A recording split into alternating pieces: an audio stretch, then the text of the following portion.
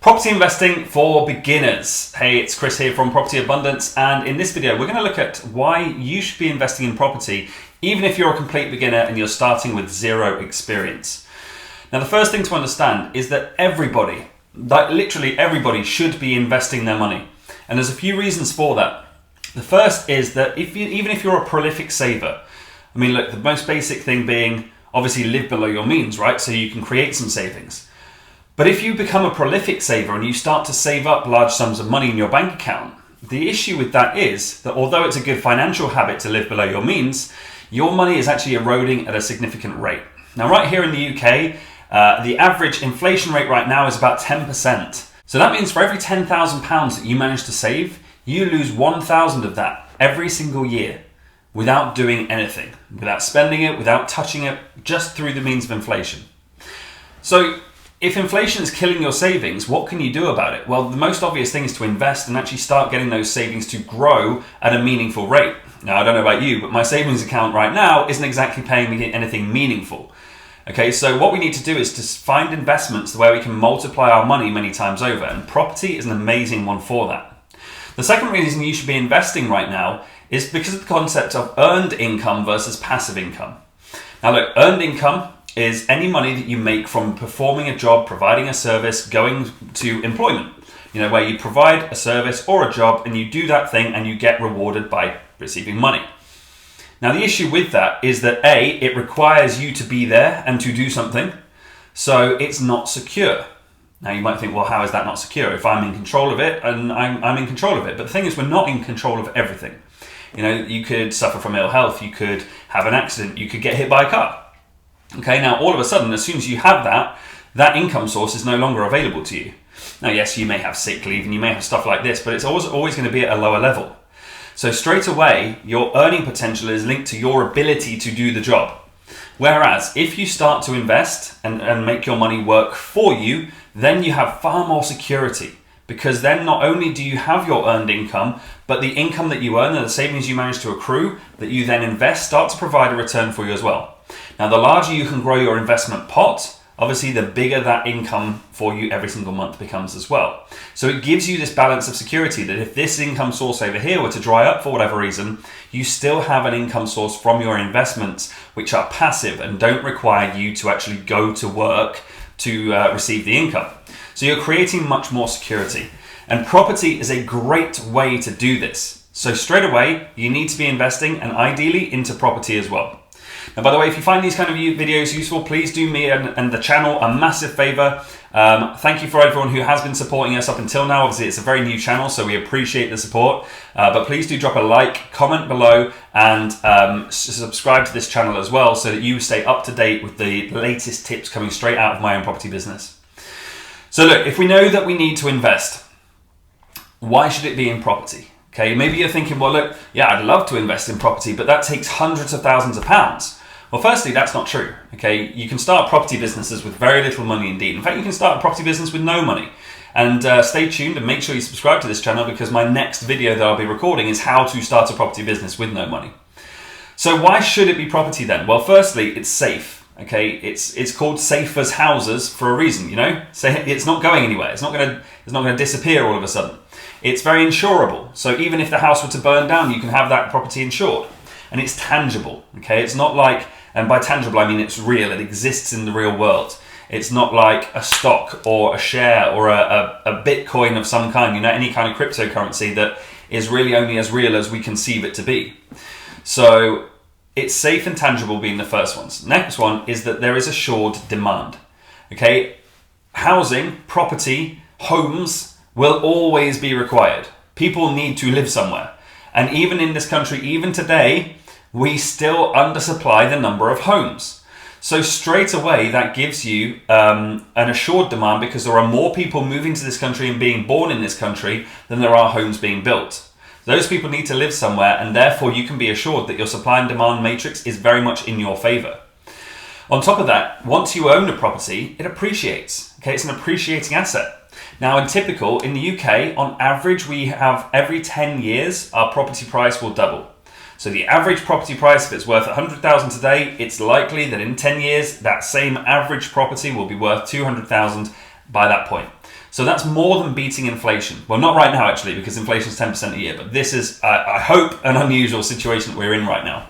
But under ordinary circumstances, when inflation kind of hops around 2 to 3%, which is the Bank of England's target for it, we are far outperforming the inflationary matrix. So your wealth is actually growing instead of just keeping par with inflation. On top of that, these assets, they create cash flow. So you can start to earn money from your investments every single month without having to do anything for it, other than make sure you have tenants and make sure they're looked after.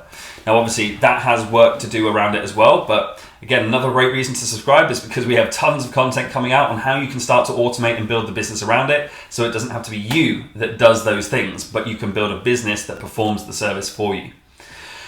As well as having cash flow and starting to create this income every single month, which most asset classes don't, by the way. You might get some dividends out of stocks and shares, but never at a very high percentage. But property can create very high returns in terms of percentage of return on investment, the amount you put in versus the amount you get out. Especially when you use my next point, which is the range of application strategies. Now, once you've got a house, once you've got a property, there are several different ways that you can run it. Okay, you can just run it as a standard single let, the most basic, just rent it out to a family or a single person or a couple. You could run it as an HMO where you rent out the individual rooms. You could run it as a serviced apartment where you rent it out by the night on sites like Airbnb. You could run it as supported living, renting it out to a care company. You could rent it to the council for their council tenants. You could rent it out to corporate housing, or use it as corporate housing, I should say, and have it rented out on long-term periods to companies. Okay, there's tons of different things you can do with your property once you have it, which again gives you a very wide range of market, and that gives you safety as well. Because even if one of these application strategies gets affected, take COVID for example, that hit the serviced accommodation market pretty quick. So we were able to, during that period, pivot into some of these other application strategies, and having that range allows you a lot of safety. You also have the ability to add your own value. Okay, whereas with gold, let's say you bought a chunk of gold, you buy yourself an ingot because you want to invest, and precious metals generally go up in value. But the trouble is, once you've got that ingot, you've got that ingot. There's nothing you can do with that. Okay, you just hold it. It's just almost like a bucket that you hold as value. You can't put an extension on your ingot.